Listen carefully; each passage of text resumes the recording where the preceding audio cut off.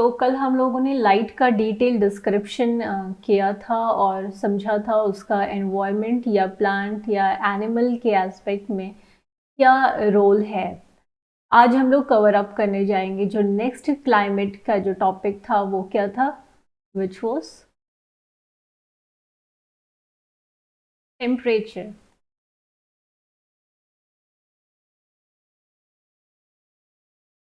तो अगर हम लोग बात करें टेम्परेचर के बारे में, yes it is also important parameter which that regulates.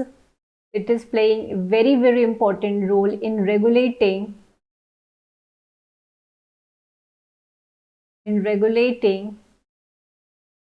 all the chemical process of all the chemical process of plant metabolism, plant and animal metabolism. बहुत इम्पॉर्टेंट एस्पेक्ट है इसका। सभी जो फिजिकल प्रोसेसेस होते हैं ऑर्गेनिज्म है में, उनको रेगुलेट करने के लिए अगर वैसे देखा जाए तो हम लोग कहते हैं कि बायोलॉजिकल जो एक्टिविटी होती है, जो भी बायोलॉजिकल एक्टिविटी देखी जा रही है, उसका जो रेंज होता है with in these organism, temperature का जो रेंज होता है वो 0 डिग्री सेंटीग्रेड से 50 डिग्री सेंटीग्रेड तक देखा गया है। ठीक है, अगर ये एक तरह से कह सकते हैं रेंज माना गया है। और इससे जो, अगर ऐसा नहीं है कि 0 डिग्री से सर्वाइवल नहीं है, पर उससे नीचे जाने पर थोड़ी जो एक्टिविटी होती है या इससे ऊपर जाने से ऑर्गेनिज्म की जो एक्टिविटी होती है वो जो है वो रिड्यूस होने लगती है। ऐसा क्यों होता है? This is because at this lower temperature और वेरी हायर टेम्परेचर इसका डायरेक्ट इफेक्ट किस पे पहुंचता है? एक्सट्रीम, अगर हम बात करें एक्सट्रीम लोअर या एक्सट्रीम हायर टेम्परेचर की जब हम बात करते हैं तो बेसिकली डायरेक्ट इफेक्ट किस पे पड़ जाता है? एंजाइम की स्टेबिलिटी और एंजाइम की एक्टिविटी पर। तो इसलिए प्रोफाउंड एक्टिविटी अगर काम करना है तो ऑब्वियस ही बात है सारे मेटाबॉलिज्म एस्पेक्ट के लिए बहुत रिस्पॉन्सिबल होते हैं एंजाइम्स, और एंजाइम का स्टेबल होना बहुत बहुत इम्पॉर्टेंट हो जाता है। ओके, तो देखा जाए तो टेम्परेचर डायरेक्टली जो है वो बायोमेम्ब्रेन पर भी इफेक्ट डाल सकता है, बायोमेम्ब्रेन पर भी इफेक्ट डाल सकता है। तो अगर हम लोग सेल्यूलर लेवल पे भी बात करें तो टेम्परेचर का ऑर्गेनिज्म पे डायरेक्ट इफेक्ट दिखता है। और एक्चुअली अगर देखा जाए, अब ये जो टेम्परेचर है इसको हम अगर देखें तो हम क्या कह सकते हैं कि एक्चुअली टेम्परेचर एक प्रकार का क्या होता है? मेजरमेंट होता है। मेजरमेंट होता है हीट का। हीट का जैसे आप कैलोरी या जूल्स में मेजर आउट करते हैं। ठीक है, और अगर बात करें कि ये जो हीट हमारे पास पहुंच रही है, दिस इज योर अर्थ, तो ये जो हीट आ रही है तो कहाँ से आ रही है?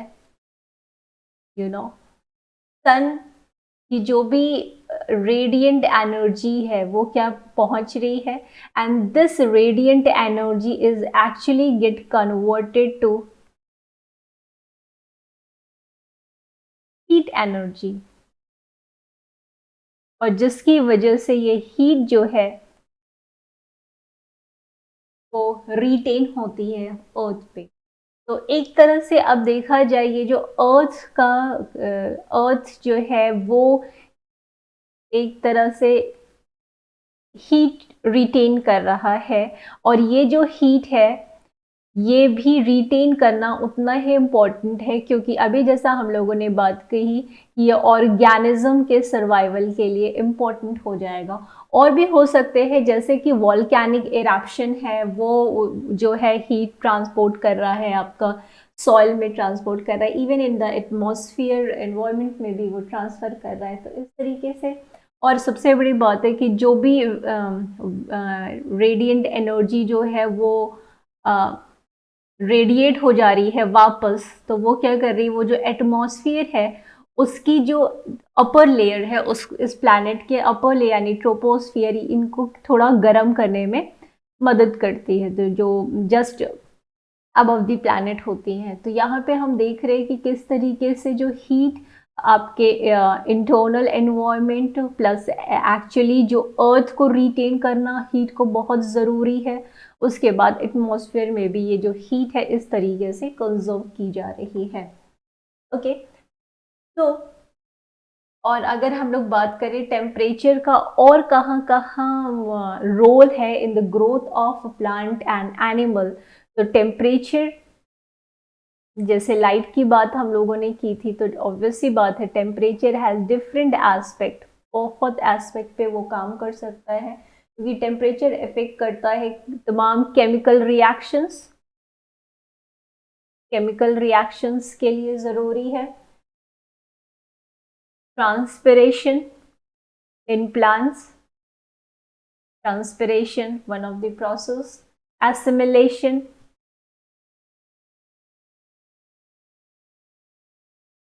respiration,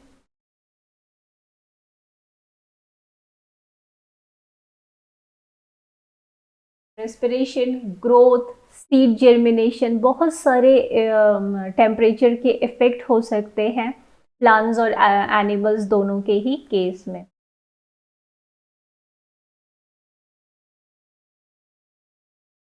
फाइन, तो these are some of the examples कि टेम्परेचर किस तरह से अफेक्ट करता है इन सारे पैरामीटर्स पे। तो अगर बात करें कि minimum, this is very important, minimum effective temperature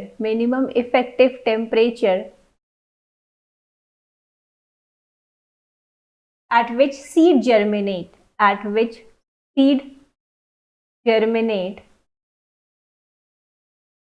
is called plant zero, is called the term plant zero.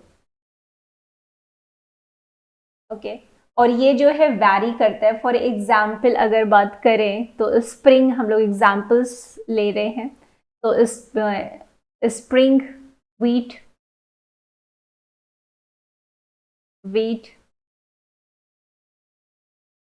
Spring wheat का जो टेम्परेचर होता है जिस पर उसका सीड जर्मिनेट करता है, यानी plant zero temperature is 2.8 degree centigrade. Okay, for the, and also you can write about maize have 12.8 degrees centigrade, and the cotton, these are some examples, 16.7 degrees centigrade. Okay, so these are some examples of plant zero temperature, minimum effective temperature for the seed germination in plants. Next, what we know about the temperature, everyone knew that, सभी लोग बहुत बेहतर तरीके से जानते हैं कि जो टेम्परेचर है ये क्या होता है, ये एक वेरिएबल फैक्टर है, और ये टेम्परेचर वेरिएबल है और इन्फ्लुएंस हो सकता है लैटिट्यूड, स्लोप। ऑब्वियस सी बात है, जैसे जैसे हम ये डायरेक्शन चेंज करते जाएंगे उस तरीके से जो टेम्परेचर है वो वैरी कर सकता है, राइट। तभी हमें पता है कहीं पे ज़्यादा टेम्परेचर लो होता है, कहीं पे ज़्यादा होता है, कहीं पे मॉडरेट होता है। तो इस तरीके से हमें पूरे प्लैनेट पे अगर हम लोग देखें तो हमें एक डिफरेंट टेम्परेचर वेरिएशंस दिखते हैं। तो ये क्यों होते हैं, तो सन पृथ्वी भी घूम रही है, सन भी घूम रहा है, राइट। तो इस तरीके से ये फिर पूरा ज्योग्राफिकल कंटेस्ट आ जाएगा। ये आपको पता होगा सीजन वेरिएशंस क्यों होते हैं, क्या सारी चीज़ें हैं। तो हम लोग उस पर बहुत डिटेलिंग्स पे नहीं जाएंगे, हम लोग अपने टॉपिक पे ज़्यादा कॉन्सेंट्रेटेड होंगे उतने पोर्शन पे जहाँ पे आपके क्वेश्चंस आने की ज़्यादातर संभावनाएं होती हैं इन टॉपिक से। तो नेक्स्ट बात करते हैं जो डिग्री ऑफ चेंज है in latitude, degree of change in latitude.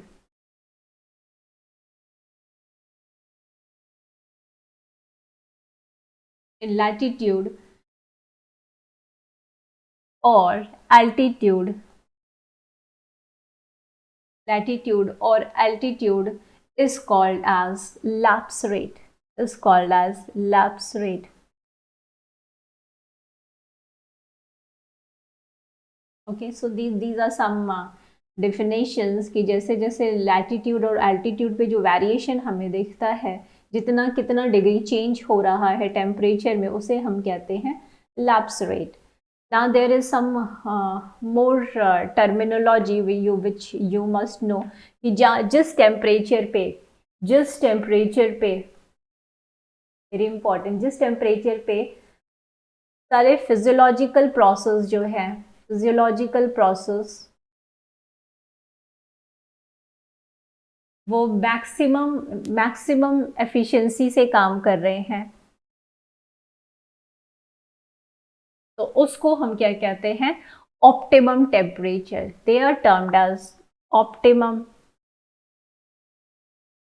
Temperature, ठीक यहाँ पे। और अगर हम लोग कहें कि minimum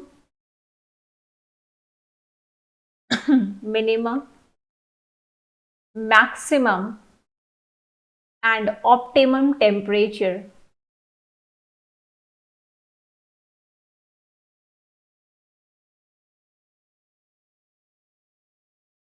together is termed as cardinal temperature. तो मिनिमम, मैक्सिमम और ऑप्टिमम टेम्परेचर क्या कहलाता है, कार्डिनल टेम्परेचर कहलाता है। और ये कार्डिनल टेम्परेचर, जैसे आप कह सकते हैं दिस कार्डिनल टेम्परेचर क्या होगा, ये वैरी करेगा species to species, this get vary from species to species, क्योंकि उसकी मिनिमम, मैक्सिमम और ऑप्टिमम टेम्परेचर या जो भी काम कर, मिनिमम मीन्स कि उस टेम्परेचर पे उसका जो सर्वाइवल रेट है वो गिर रहा है, राइट। मैक्सिमम उस पर ग्रोथ हो रही है, ऑप्टिमम जहाँ पे वो फिजियोलॉजिकल प्रोसेस उसके मैक्सिमम एफिशिएंसी के साथ काम कर रहे हैं, तो ये क्या कहलाया, उसका कार्डिनल टेम्परेचर। और अगर कहा जाए कि अगर रेंज ऑफ टेम्परेचर, अगर मिनिमम या मैक्सिमम को क्या किया जाए कि जो मिनिमम, मैक्स मतलब अब इससे ज़्यादा अगर हम टेम्परेचर को ले जाएंगे तो उसका सर्वाइवल नहीं होगा। तो इसका मतलब क्या हुआ, इसके नीचे अगर हम रेंज, ये मिनिमम रेंज है, राइट, और ये मैक्सिमम रेंज है। For example this is minimum, this is maximum and this is optimum. Optimum में वो क्या कर रहा है, उसका फिजियोलॉजिकल प्रोसेस हाईली एक्टिव है।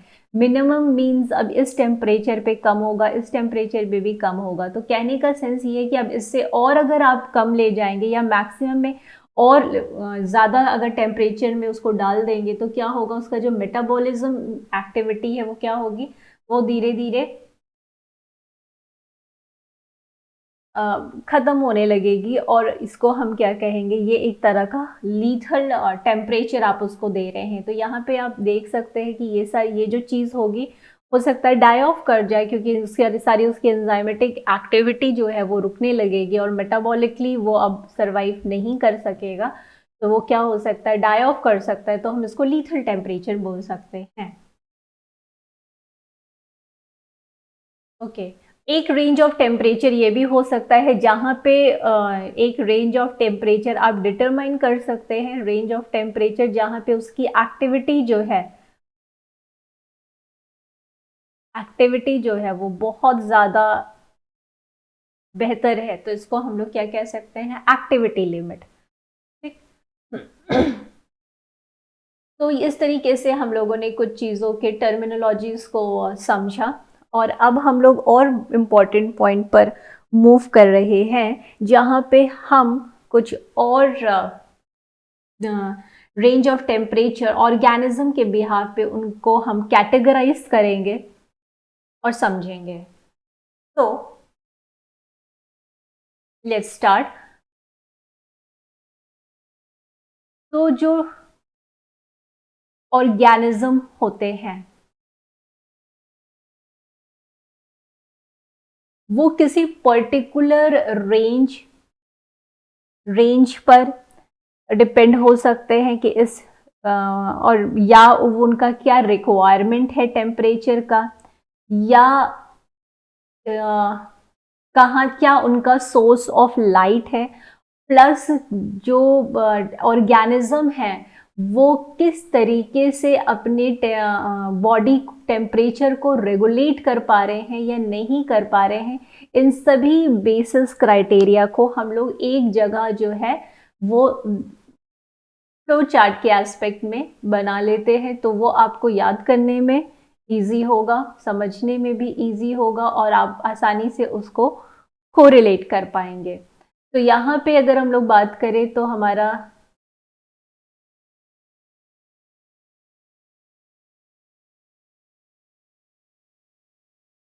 Four and the other fifth one,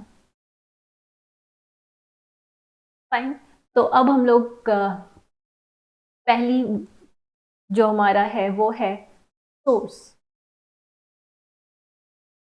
दूसरी कैटेगरी है कि जो ऑर्गेनिज्म है उसकी एबिलिटी क्या है बॉडी टेम्परेचर को मेंटेन करने की।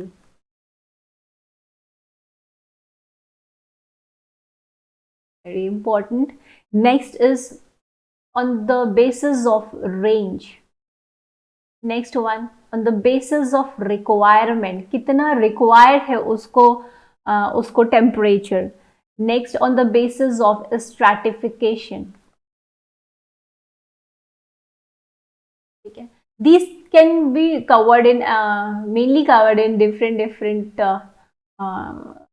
टॉपिक्स, बट हमने यहाँ पे इसको एक समराइजेशन कर दिया है ताकि आपको समझने और याद रखने में आसानी हो। तो ये आपके सामने है ये बेसिस। अब यहाँ पे सोर्स में हम लोग देखेंगे, एंडोथर्म और ectotherm. Ability to maintain body temperature में हमारे आएंगे होम्योथर्म और आएंगे हेटेरोथर्म।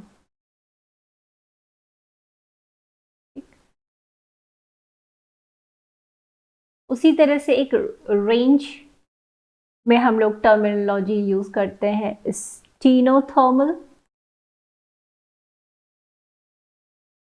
और यूरिथर्मल। कुछ टर्म्स इंटर रिलेटेड हैं। ठीक, अब ना रिक्वायरमेंट के बेसिस पे हमारे टर्म्स आ जाएंगे मेगाथर्म्स, मीजोथर्म्स, माइक्रोथर्म,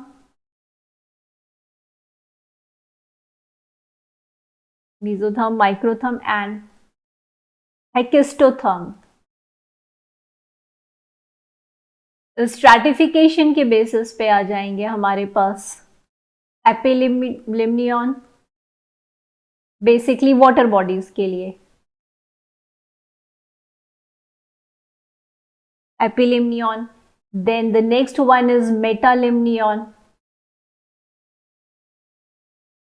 The third one is hypolimnion.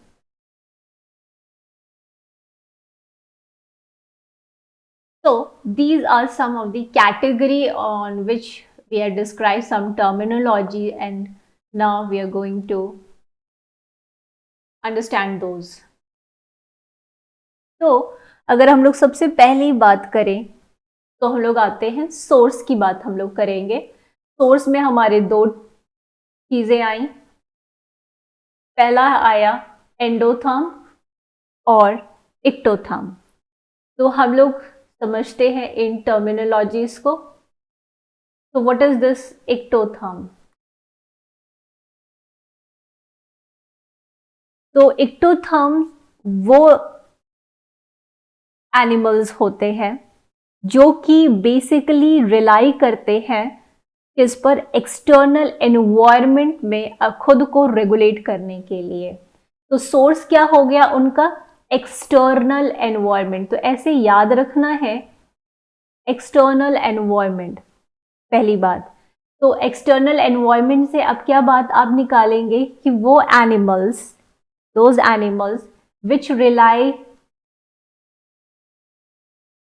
on external environment to regulate the temperature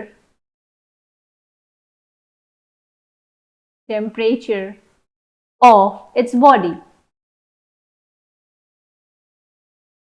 okay तो इसमें एग्जाम्पल्स आते हैं। में एग्जाम्पल्स क्या याद रखने हैं? Reptiles and amphibians.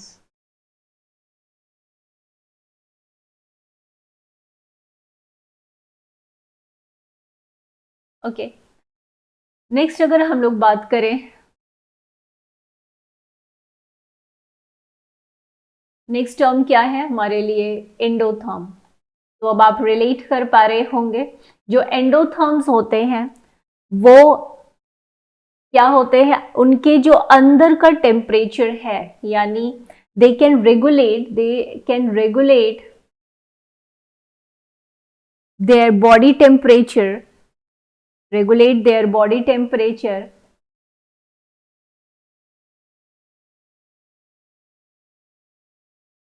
right? How they are going to regulate their body temperature? By producing heat, within the body,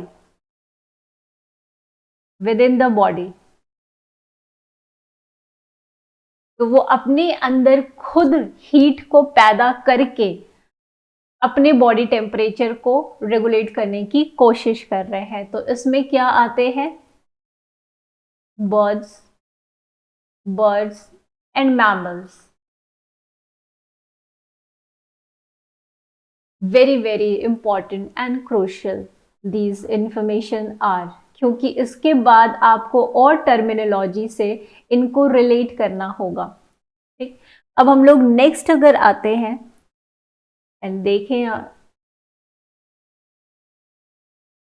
next हम लोग आते हैं, नेक्स्ट हमारा क्या था? The second one category was ability to maintain body temperature। तो इसमें इसमें भी हमारे दो टर्म्स आ रहे थे, इसमें भी दो हमारे टर्म्स आ रहे थे, विच वर होम्योथर्म्स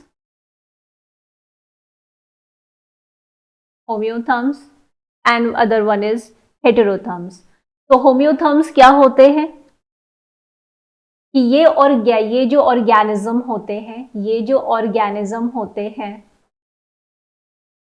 ये organism they can maintain their temperature at constant level। ठीक है, ये नेक्स्ट टर्म क्या होगा? हेटेरोथर्म्स। तो अब आप आसानी से रिलेट कर सकते हैं कि ये जो है हेटेरोथर्म्स, ये जो ऑर्गेनिज्म है,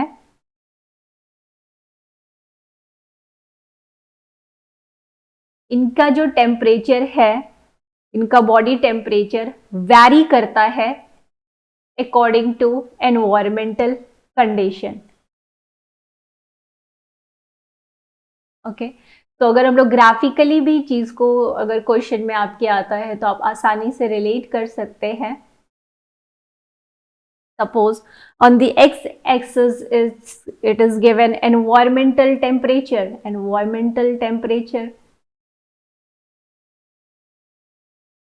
and the other body temperature, right? यहाँ पे लोग लिख देते हैं सपोज 10, 20, 30, 40, ओके। और यहाँ पे भी हम लोग मेंशन कर देते हैं 10, 20, 30, 40 इन सेंटीग्रेड टेम्परेचर ये मेंशन हो रहा है। और इसके बाद अगर हम लोग देखें तो जो हेटेरो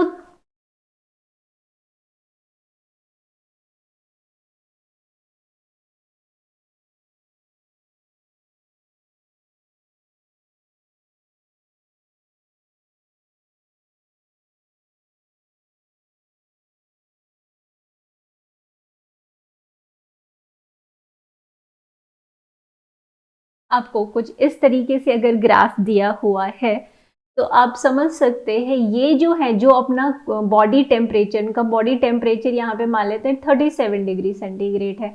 ये आप देख रहे हैं ये कांस्टेंट एनवायरमेंटल टेम्परेचर कुछ भी है, एनवायरमेंट में टेम्परेचर 10 हुआ, 20 हुआ, 30 हुआ, 40 डिग्री सेंटीग्रेड हुआ है, ये जो है अपना टेम्परेचर मेंटेन कर रहे हैं। तो ये जो ब्लू लाइन किन के लिए है ये इंडिकेशन कर रही है, ये होम्योथर्म्स के लिए इंडिकेशन कर रही है, राइट? क्योंकि ये क्या कर रहे हैं, अपना जो टेम्परेचर है वो मेंटेन कर रहे हैं, बाहर का टेम्परेचर चाहे जो भी हो, ठीक है, बाहर का टेम्परेचर चाहे जो भी हो। पर यहाँ पे इस लाइन को देखें अगर आप, ये लीनियरली दिख रहा है कि जैसे जैसे, यानी जब 10 था, जब इनका 10 था तो ये भी 10 था बॉडी टेम्परेचर, जब ये 20 हुआ तो ये भी लगभग क्या हो गया, 20 पहुंच गया। इस तरीके से आपको एक लीनियर लाइन दिख रही है। तो यहाँ पे हम क्या देख सकते हैं, ये जो रेड लाइन है वो इंडिकेट कर रही है किसको, हेटेरोथर्म्स को, हेटेरोथर्म्स को, ओके। तो अब आप कह सकते हैं homeotherms, these are maintaining a constant body temperature in spite there is a fluctuation in environmental condition. But in heterotherms, what you are seeing, they have a body temperature which is similar to the environmental temperature. तो इस तरीके से हम देख पा रहे हैं। तो हम इसीलिए क्या कह रहे हैं कि इसके पास पॉइंट क्या आ गए, ये कांस्टेंट लेवल, आपने एक टर्म दे दिया इनको कि इनका टेम्परेचर जो है ये कांस्टेंट है। तो कांस्टेंट क्यों होगा, और अब ये सोचना है, और ये इनका क्या है, इनका वैरी कर रहा है, ठीक। अभी आप लोगों ने दो टर्म पढ़े, ectotherm, ectotherm, endotherm.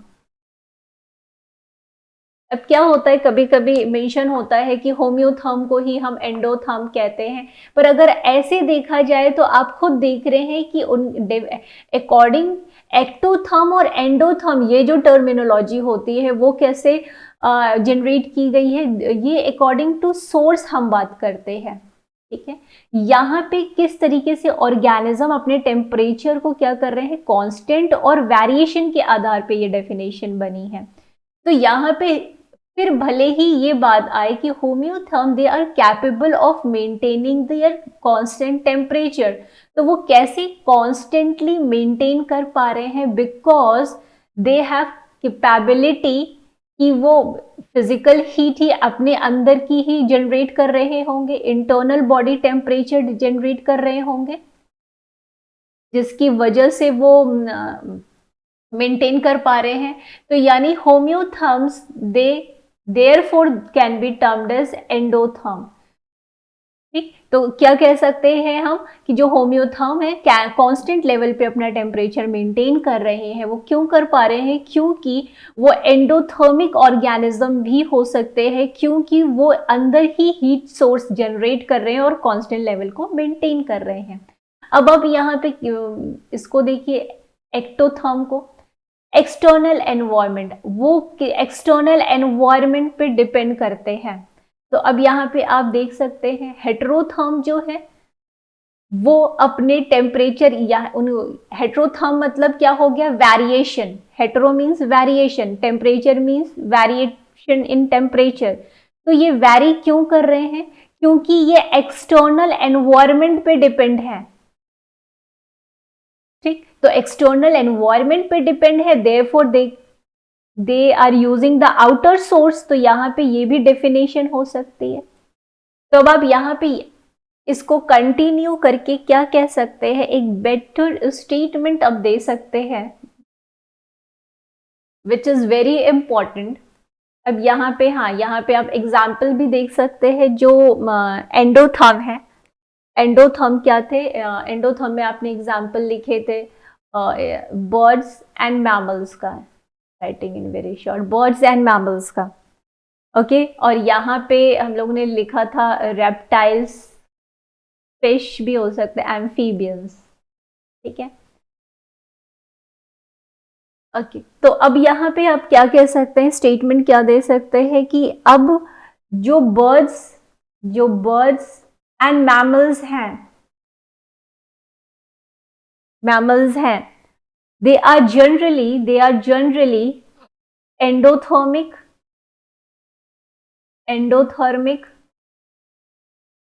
And homeothermic.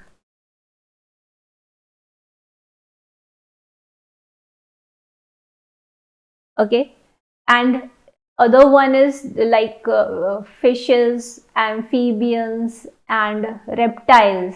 These are ectothermic and heterothermic. तो अब आप इन टर्म्स को रिलेट कर पा रहे होंगे। ओके, अब ये जो होम्योथर्म्स हैं, इन्हीं को हम लोग क्या बोलते हैं, इनको और क्या, अब आप यहाँ पे टर्मिनोलॉजीज को पूरा कर सकते हैं। अब यहाँ पे आपको दो का समझ में आ गया है कि किस तरीके से ये हम सेम ही, ये दोनों नहीं है बट इन दोनों का अलग अलग मतलब है। Homeo means constant and endo means constant क्यों मेंटेन कर पा रहे हैं, बिकॉज उनका जो सोर्स है कांस्टेंट टेम्परेचर को मेंटेन करने का, वो क्या है, इंटरनल हीट जनरेट कर रहे हैं। ये बाहर के टेम्परेचर पे डिपेंड है, इसलिए इनका टेम्परेचर वैरी कर रहा है। तो ये टेम्परेचर सेम वेरिएशन, और ये आपको टर्मिनोलॉजीज इस तरीके से याद रखनी है। अब भले ही अब आप कह सकते हैं कि, क्योंकि मेजॉरिटी है कि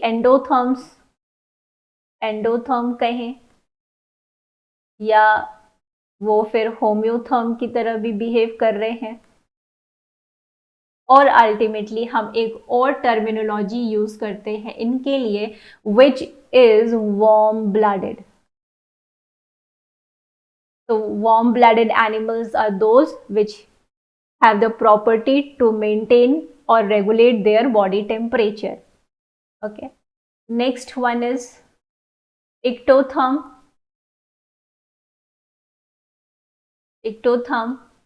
And और इसके लिए हम लोग क्या बोलते हैं, ectotherm हो गया, और heterotherms,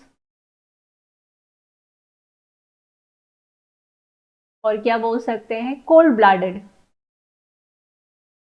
opposite to warm blooded, cold blooded, और oikilotherms means hetero. So these are some interrelated terminologies that you must know. तो अब यहाँ पे चीज़ें क्लियर हुई होंगी कि किस तरीके से हमें टर्म्स को रिलेट करना है। ठीक, अब एक और टर्म आता है, इसी में आता है जहाँ पे हम लोग बात करते हैं रेंज की। यहाँ पे हम लोगों ने देखा था, यहाँ पे हम लोग रेंज की बात करते हैं, स्टीनोथर्मल। अगर आपको बाकी टर्म क्लियर है तो अब आप यहाँ से ही रिलेट कर सकते हैं कि स्टीनोथर्म्स क्या होते हैं। दे can tolerate actually very narrow variation in temperature.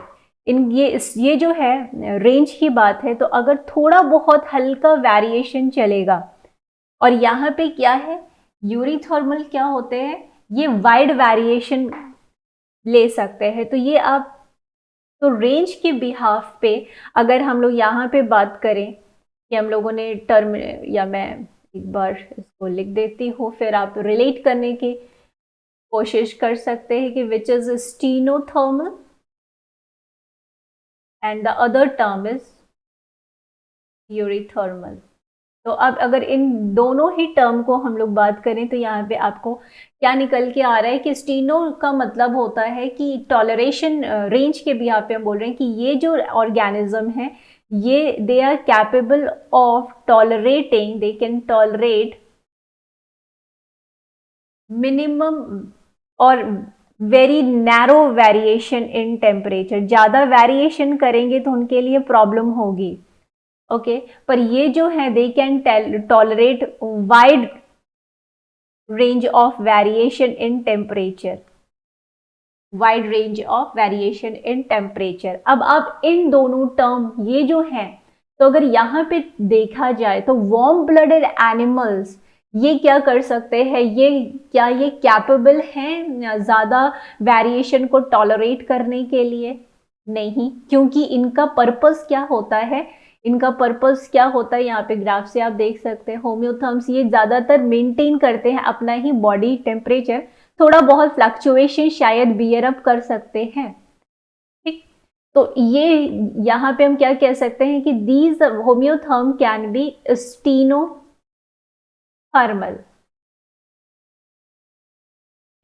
क्योंकि वो थोड़ा सा वेरिएशन वेरी कर सकते हैं।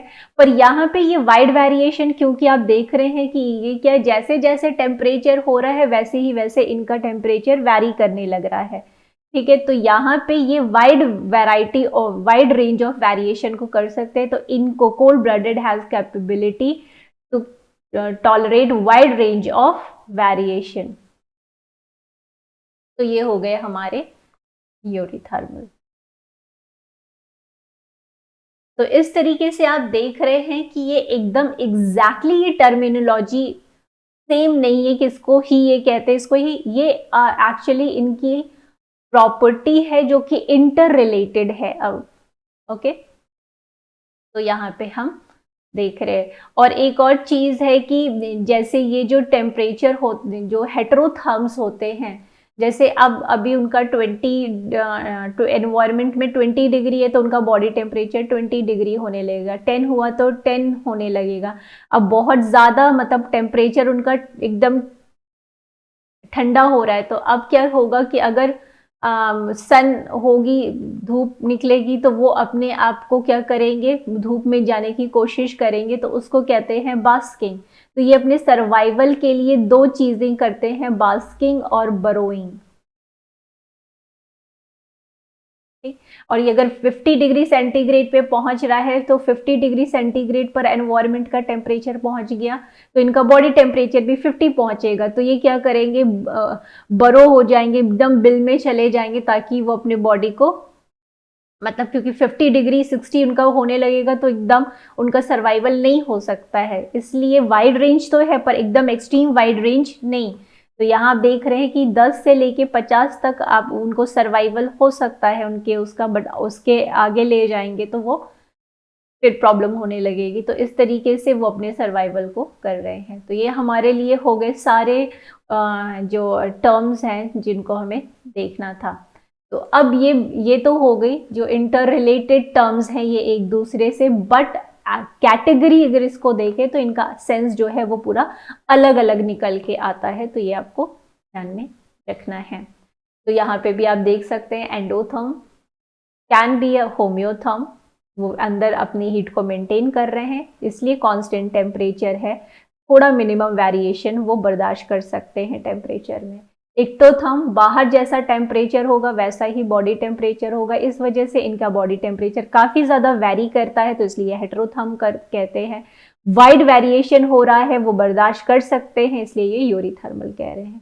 और अल्टीमेटली इन सभी को हम वार्म ब्लडेड और नीचे पॉइकिलो या हेटेरोथर्म्स कह सकते हैं। नेक्स्ट हमारा आता है on the basis of requirement.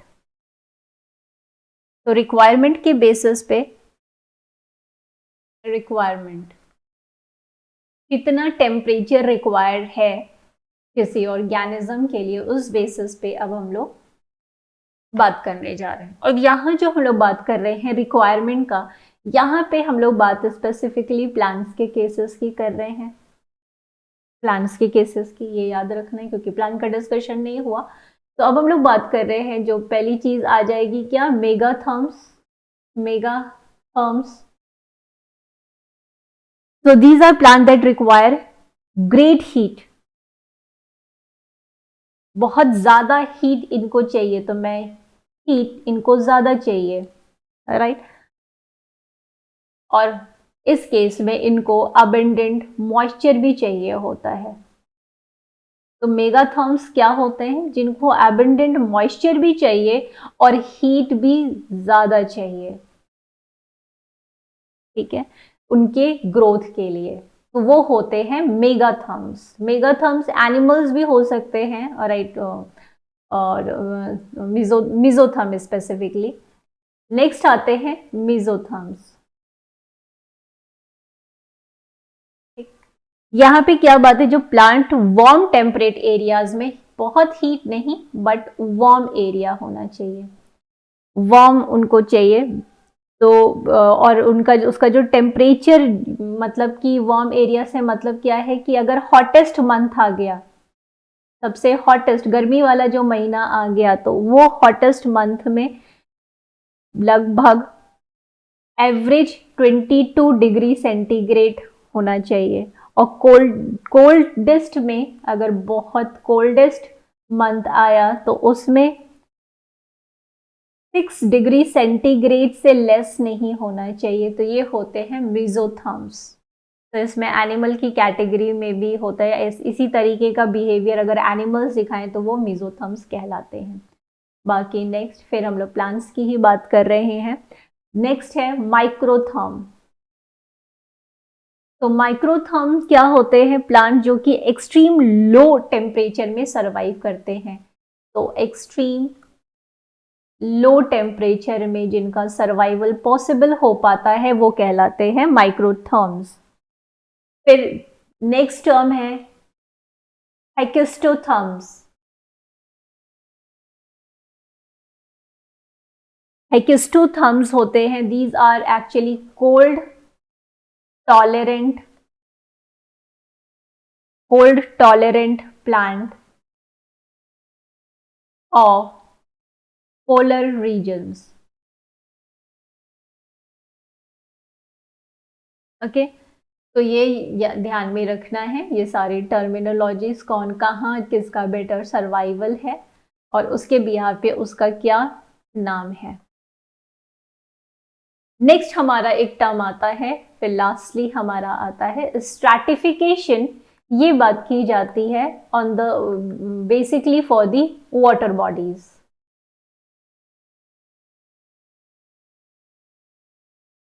Vegetation का भी स्ट्रैटिफिकेशन होता है, पर यहाँ पे हम लोग टेम्परेचर की बात कर रहे हैं, ठीक है, टेम्परेचर की बात कर रहे हैं। तो टेम्परेचर के बिहाफ पे अगर हम लोग देखें कि suppose this is a kind of lake, तो अगर यहाँ पे जो अपर, जहाँ पे जो सनलाइट है वो डीपली पेनिट्रेट कर सकती है, तो वहां पे क्या होगा, वार्मर टेम्परेचर होगा उतने लेयर्स का। तो दिस इज द लेयर जिसको आप कह सकते हैं दिस इज एन एपिलिम्नियन लेयर। ये क्या है, जहां तक लाइट पेनिट्रेट कर रही है, एपिलिम्नियन लेयर। ओके, फिर नेक्स्ट आती है जहां पर लाइट जो है वो एक ट्रांजिशन जोन एस्टैब्लिश करती है। तो ये आपका हो गया ट्रांजिशन जोन, बहुत पतली सी लेयर जिसको आप कहेंगे थर्मोक्लाइन।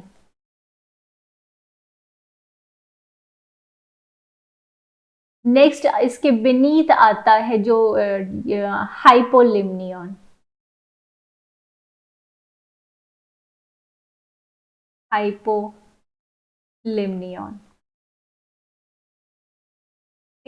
तो ये एक तरह से जो डीप वाटर बॉडीज होती हैं उनका हम लोग क्या करते हैं, थर्मल स्ट्रैटिफिकेशन के आधार पर स्ट्रैटिफाई करते हैं कि जो ऑर्गेनिज्म है वो किस लेयर में है। ठीक है। तो ऑर्गेनिज्म यहाँ पे वाटर बॉडीज में पाया जाने वाला कोई भी फ्लोरा या फौना, प्लांट्स और एनिमल्स जो हैं वो बेटर सर्वाइवल या किस तरीके से डिस्ट्रीब्यूटेड होंगे। ठीक। तो अपर जो ये जो पूरा अपर लेयर है जिसको आप कह रहे हैं एपिलिब्डियन, ये क्योंकि धूप जो है, सनलाइट जो है वो पेनिट्रेट कर सकती है, तो ये जो एरिया होता है वो वार्मर होता है। ठीक है। फिर इनके बीच में एक थर्मोक्लाइन लेयर होती है, या कह सकते हैं इसको हम मिजोलिम्नियन या मेटालिम्नियन लेयर होती है। ये एक तरह से ट्रांजिशन होती है, एपिलिम्नियन और हाइपोलिम्नियन को डिफ्रेंशिएट करने वाली एक पतली सी लेयर होती है।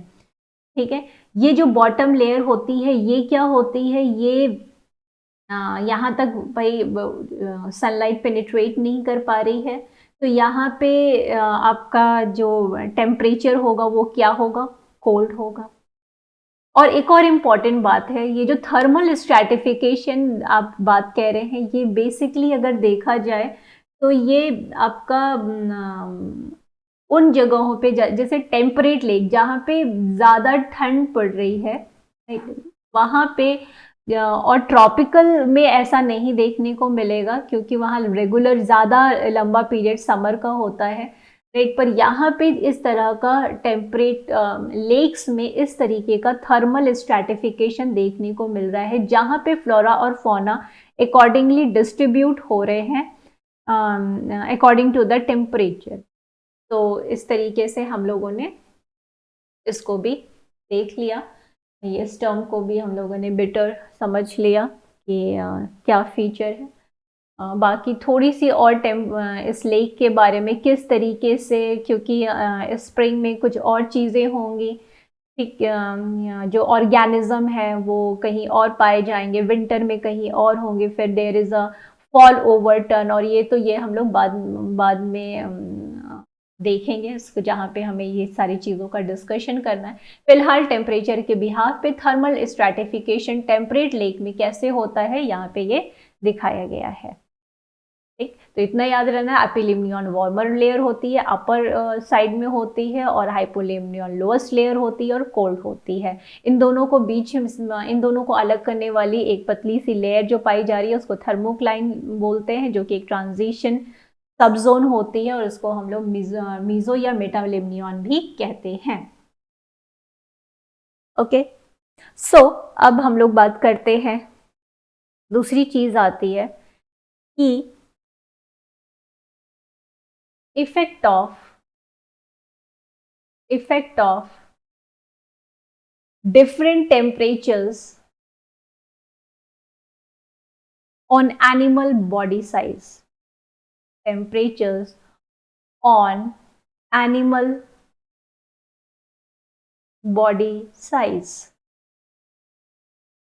तो कुछ प्रिंसिपल्स दिए गए हैं ये देखते हुए कि बॉडी साइज या टेम्परेचर के बिहाफ पे किस तरीके से जो ऑर्गेनिज्म है वो देखे जा सकते हैं। तो हम लोग कुछ उसमें किस तरीके से देखेंगे, कौन कितने रूल्स हैं जो कि इस बिहाफ पे अकॉर्डिंग टू द टेम्परेचर देखे गए हैं। तो सबसे पहला क्या है, बर्गमैन्स rule.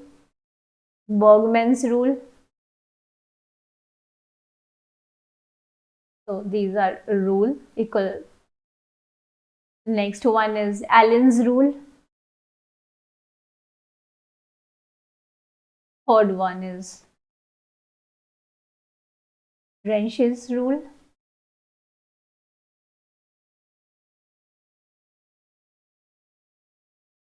Fourth one is Jordan's rule. And the next one is Glauger's rule.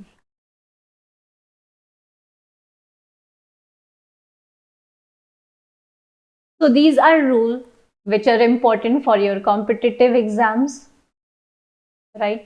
और ये टेम्परेचर के बिहाफ पे ये प्रिंसिपल्स दिए गए हैं। बट बिफोर गोइंग फर्दर हम लोग पहले तो ये देखेंगे कि एक कॉन्सेप्ट को समझेंगे, क्लियर करेंगे, ताकि फिर हमें आसानी हो जाए सारे चीज़ों को समझने में। तो हमारा एक कॉन्सेप्ट पहले हम लोग डेवलप करेंगे इन रूल्स को समझने के लिए। तो सबसे पहले तो एक चीज़ सिंपल सी याद रखनी है, और वो क्या याद रखनी है कि जो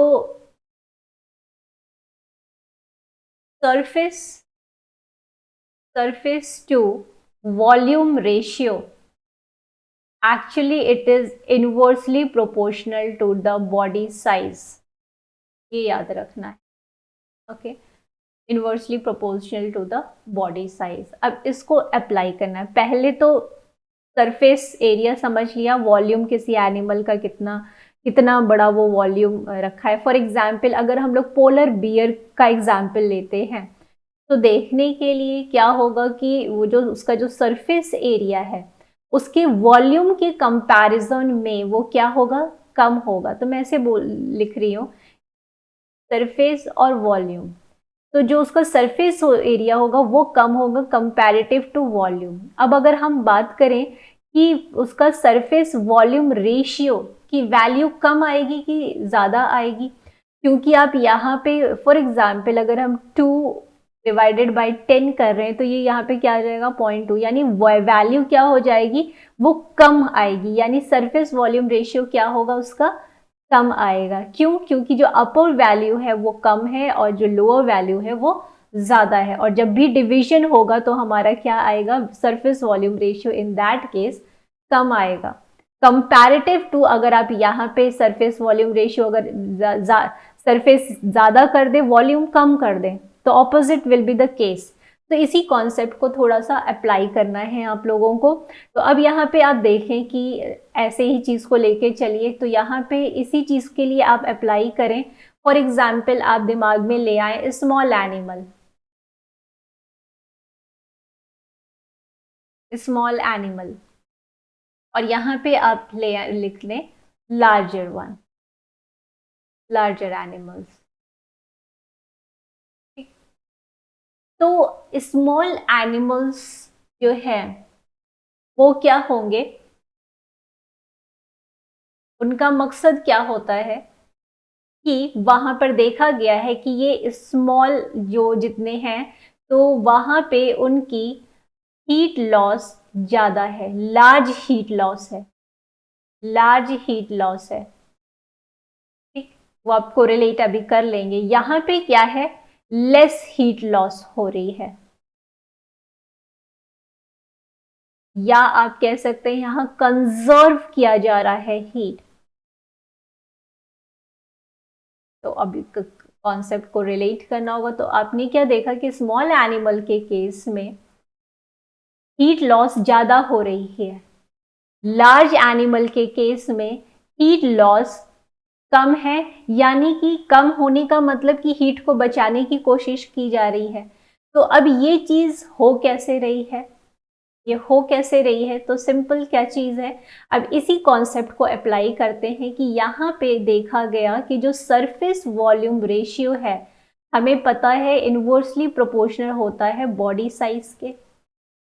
तो स्मॉल एनिमल का जो सरफेस वॉल्यूम रेशियो है वो क्या होता है, वो ज़्यादा होता है। क्यों? क्योंकि उनका बॉडी साइज कम है। तो कहने का सेंस क्या, आपने देखा बॉडी साइज कम है तो सरफेस वॉल्यूम रेशियो ज़्यादा है। जब इस तरह का केस है सरफेस, यानी कि भाई वैसे देखने में वो भले ही छोटा बट उसका जो छोटा पर surface area comparative to volume, उसका सरफेस एरिया क्या है, ज़्यादा है और वॉल्यूम इसका छोटा है। ठीक, तो ये जो सरफेस वॉल्यूम, अब अगर हम लोग इसको डिवाइड करेंगे तो क्या आएगा, सरफेस वॉल्यूम रेशियो ज़्यादा आएगा, वैल्यू ज़्यादा आएगी, क्योंकि जो लोअर साइड की जो वैल्यू है वो क्या है, कम है कंपैरेटिव टू सरफेस की। तो यहाँ पे सरफेस वॉल्यूम रेशियो इसका ज़्यादा है। तो जब सरफेस वॉल्यूम रेशियो ज़्यादा है तो वो क्या कर रहा है, हीट को लॉस कर रहा है। तो यानी आप निकाल सकते हैं हीट को लॉस कर रहा है, यानी हीट रिटेन नहीं करना चाह रहा। तो इस तरह के एनिमल्स कहाँ ज़्यादा पाए जाएंगे, they will be present in hot regions. तो अब आप रिलेट कर सकते हैं कि हॉट रीजन में पाए जाने वाले small animals large heat loss कर रहे हैं। क्यों? क्योंकि उनका सरफेस वॉल्यूम रेशियो ज़्यादा है।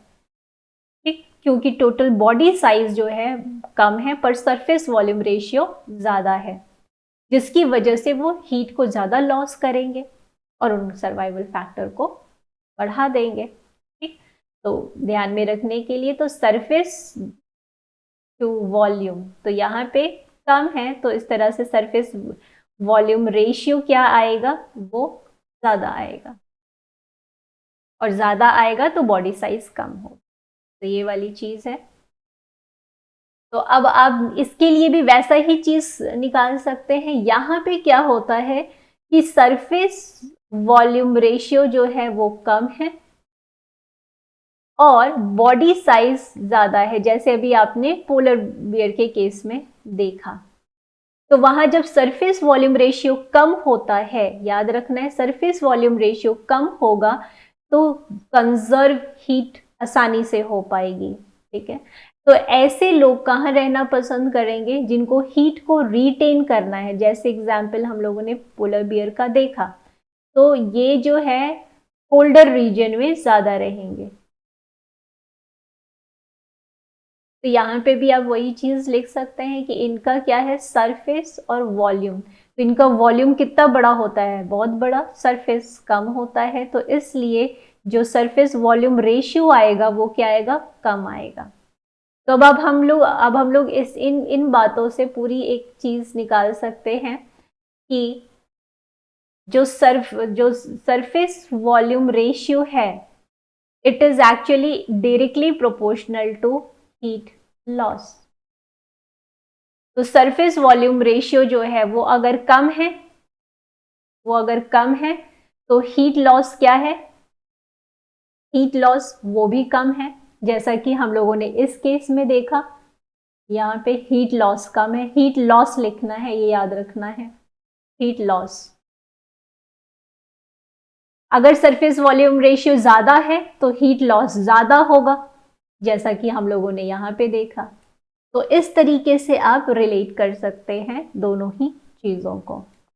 अब हम लोग इस्टेब्लिश कर सकते हैं जो भी हम लोग आगे रूल्स की बात करने जा रहे हैं, तो वहां पे आप इन चीज़ों को आसानी से रिलेट कर पाएंगे। ठीक, अब हम लोग तैयार हैं बाकी चीज़ों को पढ़ने के लिए। अब हम लोग आते हैं किस चीज़ पे, बर्गमैन्स रूल।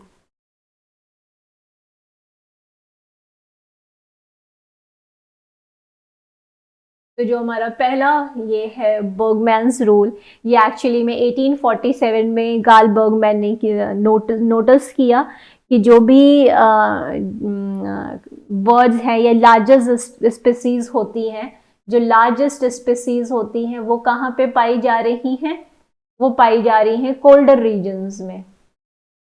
ओके, कोल्डर रीजन्स में, या कभी कभी टर्मिनोलॉजीज बदल सकते हैं, या हायर लैटिट्यूड्स में, हायर लैटिट्यूड्स में, आई थिंक लैटिट्यूड लॉन्गिट्यूड आप लोगों को पता होगा। ठीक है, इसी को कहते हैं एक तरीके से बर्गमैन्स, और या तो कह सकते हैं जो स्मॉलेस्ट है, इसी को रिलेट कर सकते हैं, जो स्मॉलेस्ट है वो हॉटर रीजन्स में पाए जाएंगे, राइट, लोअर वन। ठीक, तो अब लॉजिक इसके पीछे पूरा क्या है, ये ऑलरेडी ये इस तरह से क्यों है, ये हम लोग according to surface volume ratio हम लोग बात कर चुके हैं कि सरफेस वॉल्यूम रेशियो जो स्मॉलेस्ट का था वो क्या था, कम था, इसलिए उनमें हीट लॉस जो है, हीट लॉस ज़्यादा थी। जब हीट लॉस ज़्यादा होगी तो उनके लिए हॉटर एनवायरनमेंट में रहना आसान होगा। दूसरी तरफ हम लोगों ने देखा जो लार्जेस्ट में हम लोगों ने देखा उनका सरफेस वॉल्यूम रेशियो ज़्यादा होता है, जिसकी वजह से क्या होता है, उनमें हीट लॉस कम होता है। लार्जेस्ट में सरफेस वॉल्यूम रेशियो जो है, मैंने उल्टा यहाँ लिख दिया, सॉरी, सरफेस वॉल्यूम रेशियो जो है स्मॉलेस्ट का वो ज़्यादा होता है, तो हीट लॉस ज़्यादा होता है, तो सर्वाइवल होगा। यहाँ पे सरफेस वॉल्यूम रेशियो जो है वो कम होता है, तो हीट लॉस जो है वो भी कम होगा, जिसकी वजह से वो हीट को कंजर्व कर पाएंगे और ठंडी जगहों पे अपने आप को बचा पाएंगे और कोल्डर रीजन्स में उनका सर्वाइवल बढ़ जाएगा। तो you can check this again कि लार्जेस्ट में सरफेस वॉल्यूम रेशियो क्या है, कम है। जब ये कम है तो हीट लॉस क्या होगा, कम होगा। हीट लॉस नहीं होगा तो हीट, इसका मतलब दूसरे एंड से क्या हुआ, हीट कंजर्व हो रही है। ठीक है, तो एक तरह से जो ग्राफिकली भी हम इसको थोड़ा सा देख लेते हैं, ग्राफ को भी हम लोग समझते जाएं। तो यहाँ पे अगर हम लोग बात करें तो दिस इज लैटिट्यूड की बात हो रही है। तो ये लैटिट्यूड रेंज यहाँ पे वाई एक्सिस पे, सपोज दिस इज 50, 55, 60, 65, 70। ठीक, और यहाँ पे बॉडी मास,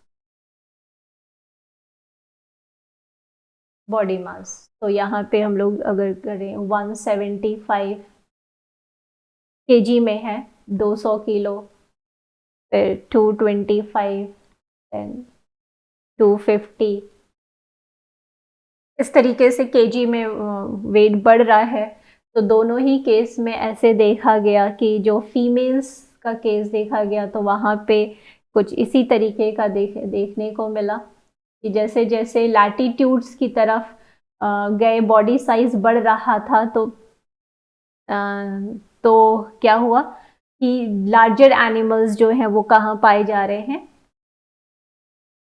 अगर हायर लैटिट्यूड है तो बॉडी साइज क्या देखा गया, ज़्यादा। यहाँ पे बॉडी साइज दिया हुआ है, यहाँ पे ये, तो यहाँ पे आप देख रहे हैं हायर लैटिट्यूड्स पे जैसे जैसे जा रहे हैं ठंड बढ़ रही होगी, ठंड बढ़ रही है तो क्या हो रहा है, वहाँ पे बॉडी मास भी बढ़ रहा है। ठीक है, उसी तरीके से दिस वाज ऑफ फीमेल। और एक, तो इस तरीके से कभी कभी ग्राफ भी दे सकता है और ग्राफ के बेसिस पे आपको बताना हो सकता है कि हाँ ये किस रूल को प्रोजेक्ट कर रहा है। ठीक है, तो this can be a kind of question, ये भी हो सकता है जो कि मैं, तो दिस वाज फॉर मेल।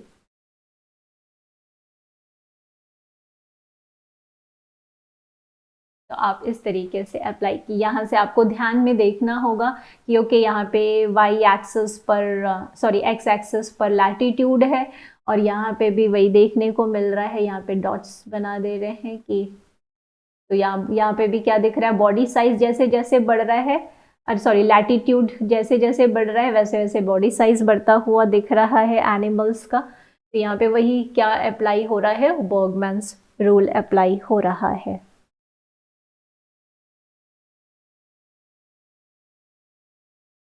तो ध्यान में रखना है कि greater mass have a smaller surface to volume ratio. ठीक है, इस बात को हम ऐसे भी कह सकते हैं। तो दिस इज वेरी इंपॉर्टेंट कि ये ध्यान में एकदम रखना है हर एक चीज, these rules are very important. And okay, so next moving ahead with the Allen's rule. The second one is the Allen's rule.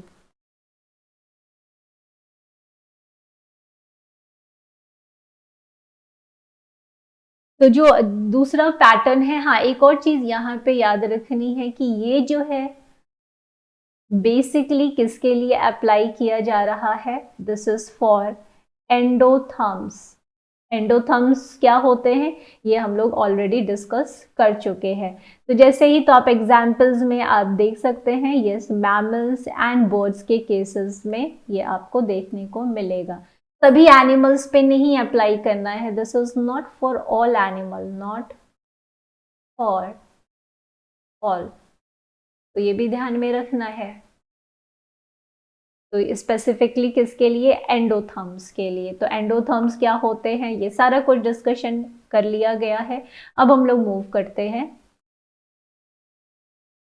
तो हम लोग मूव करते हैं अब एलेंस रूल की तरफ। तो यहाँ पे भी अगर आप देखें तो यहाँ पे भी आपको ध्यान में क्या रखना है, पहली चीज़ कि ये एक तरीके से बोगमैन्स रूल का ही एक्सटेंशन होता है और ये भी एंडोथर्म की ही बात करते हैं, right, means warm blooded, right. तो इन्होंने क्या कहा कि जो वर्टिब्रेट्स हैं, राइट, देखा कि जो कोल्डर एनवायरनमेंट में है, जो कोल्डर एनवायरनमेंट में है, उनमें शॉर्ट अपेंडेजेस पाए जाते हैं, शॉर्ट अपेंडेजेस पाए जाते हैं, राइट। पर जो वार्मर रीजन्स में है, वार्मर एनवायरनमेंट में रह रहे हैं, उनके पास क्या है, लार्जर अपेंडेजेस पाए जा रहे हैं,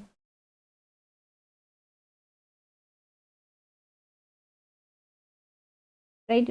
appendages means the body extremities, यानी ईयर है ना, नाक, कान, राइट, या तो ये सब, ये इनकी बात होती है।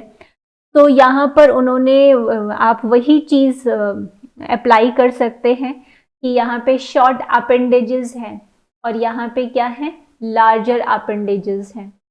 तो अभी हम लोगों ने कोल्डर एनवायरनमेंट में क्या देखा, जो पूरी बॉडी साइज होती है, जो बॉडी साइज होती है वो तो बड़ी होती है, बॉडी साइज बड़ी होती है, और बड़ी होती है तो सरफेस वॉल्यूम रेशियो क्या होता है, वो कम होता है। हम लोग पहले ही बात कर चुके हैं, आप देख सकते हैं वो सरफेस वॉल्यूम रेशियो जो है वो क्या होगा, वो कम होगा इनका। उसी तरीके से देखिए यहाँ पे ऑपोजिट आप लोग को थोड़ा सा साउंड करेगा, पूरी चीज़ को आपको पलट देना है। तो यहाँ पे अपेंडेजेस शॉर्ट्स है, अपेंडेजेस शॉर्ट है तो इसका मतलब क्या होगा, सरफेस वॉल्यूम रेशियो जो है वो ज़्यादा होगा, ठीक है, और जिससे हीट लॉस ज़्यादा होगा। यहाँ पे क्या है, लार्जर अपेंडेजेस है, लार्जर अपेंडेजेस है तो वहाँ पे क्या होगा, सरफेस सरफेस एरिया यहाँ पे लार्ज है तो यहाँ पे लार्ज हीट लॉस होगा। और यहाँ पे जो सरफेस एरिया की बात की जा रही है, सॉरी यहाँ पे सरफेस एरिया की बात की जा रही है, सरफेस एरिया ज़्यादा है, सॉरी सरफेस एरिया कम है, शॉर्ट अपेंडेजेस है, सरफेस एरिया स्मॉल है, तो हीट लॉस कम होगा, ठीक। तो यहाँ पे हमें इस बात को ऐसे रिलेट करना है कि कोल्डर एनवायरनमेंट में एलेंस रूल के अकॉर्डिंग एंडोथर्म्स जो होते हैं वो कोल्डर एनवायरनमेंट में उनके शॉर्ट अपेंडेजेस होते हैं।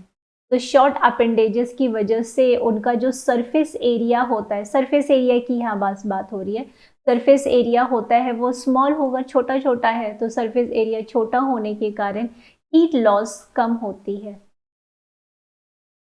ठीक है। और यहाँ पे क्या है, सरफेस एरिया जो है लार्ज है तो हीट लॉस क्या है, वो ज़्यादा होगी। और हमें वही चाहिए कि कोल्डर एनवायरनमेंट में वो अपनी हीट को बचा पाएँ, वार्मर एनवायरनमेंट में वो अपनी हीट को लॉस कर पाएँ। तो थोड़ा सा ये चीज़ों को ध्यान में रखना है। अभी अगर थोड़ा और डाउट हो रहा हो, सरफेस एरिया की बात हो, तो अगर जो भी बात की है वो आई होप क्लियर होगी आप लोगों, या आप यहाँ से चीज़ों को रिलेट कर सकते हैं। तो हम लोगों ने यहाँ पे सरफेस, यहाँ पे बर्गमैन रूल की जब हम लोग बात कर रहे हैं तो we basically are talking about the surface area to volume ratio, and when we are discussing about this one, तो हम लोग बात कर रहे हैं किसकी, सरफेस एरिया की। तो यहाँ पे सरफेस एरिया की बात करनी है और सरफेस एरिया के अकॉर्डिंग हम बताना है कि हीट लॉस ज़्यादा है या कम है। नेक्स्ट हम लोग बात करते हैं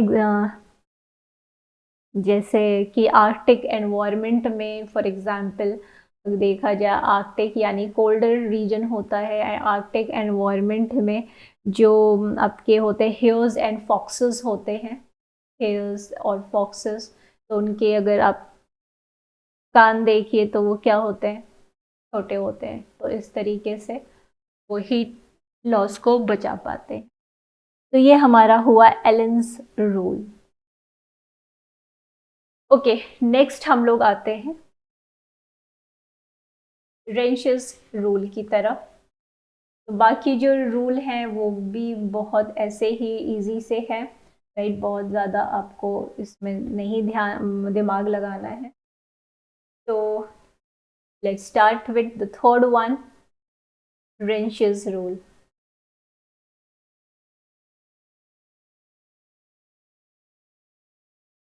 ENSC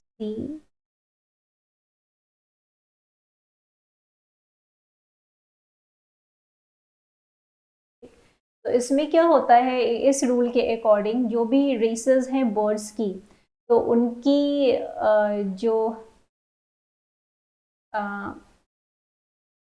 इसी तरीके से हम लोग बना देते हैं कोल्डर, कोल्डर एंड वार्मर। तो जो बर्ड्स, बर्ड्स की बात आ रही है, तो जो बर्ड्स हैं कोल्डर एनवायरनमेंट में रह रही हैं, उनकी जो विंग्स होती हैं वो क्या होती हैं, वो नैरो होंगी और ज़्यादा एक्यूमुलेटेड होंगी, ठीक है। और जो वार्मर होंगे उनकी जो विंग्स होंगी वो क्या होंगी, वो ब्रॉडर होंगी in comparison to the colder one. तो उनकी विंग्स जो होंगी वो क्या होंगी, ब्रॉडर होंगी। Yes, this is the simple concept of Lynch's rule. Next one is the Jordan's rule. The fourth one is the Jordan's rule.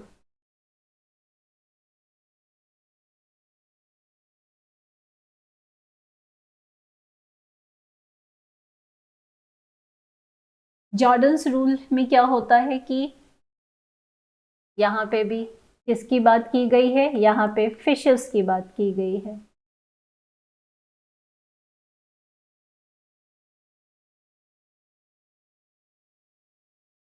तो फिशेस में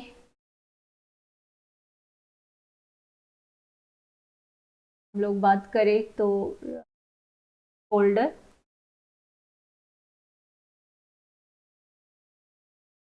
एंड वार्मर। तो इनका जो वर्टिब्रा होता है कोल्डर रीजन में, जॉर्डन रूल के अकॉर्डिंग कुछ फिशेस जो हैं उनके पास लार्ज साइज्ड वर्टिब्रा होता है, लार्ज साइज्ड वर्टिब्रा होता है। और वार्मर रीजन में जो है कंपैरेटिव स्मॉलर होता है, ठीक है। So what's the kind of thing कि which fishes of colder waters have larger size with more vertebra, yes, with more vertebra than the fishes of warmer water. Okay, so this is Jordan's rule. The fifth one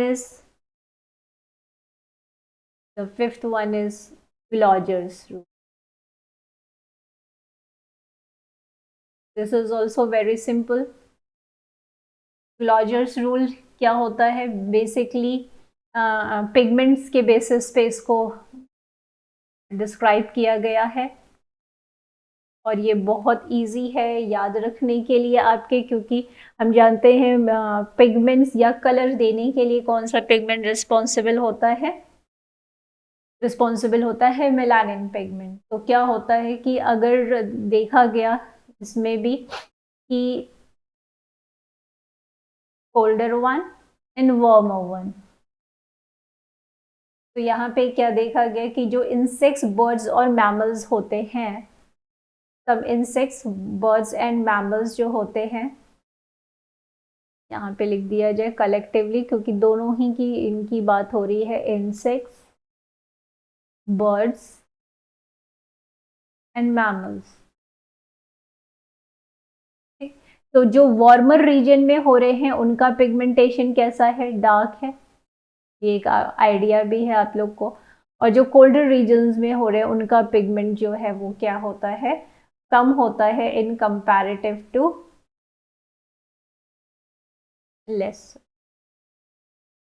तो देखा भी गया है कि colder regions में क्या होता है कि वहाँ पे जो पिगमेंट होता है कम होता है, इसलिए वाइट कलर के स्पीसीज आपको ज़्यादा दिखते हैं या उनका पिगमेंटेशन बहुत कम होता है। But yes there are some exceptions too. तो सभी के लिए हमारे पास तो एक्सेप्शंस हैं ही। तो ये ध्यान में, ये हो गए हमारे पूरे सारे रूल्स जो कि बेसिकली क्लासीफाई या कैटेगराइज किए गए हैं according to the effect of temperature. तो this is all about the temperature. और अब हम लोग मूव करते हैं, जो हमारा नेक्स्ट पैरामीटर है, हमारे लाइट और टेम्परेचर जो है वो काफ़ी ज़्यादा हद तक देखा जाए तो काफ़ी डिटेलिंग्स थी उनकी।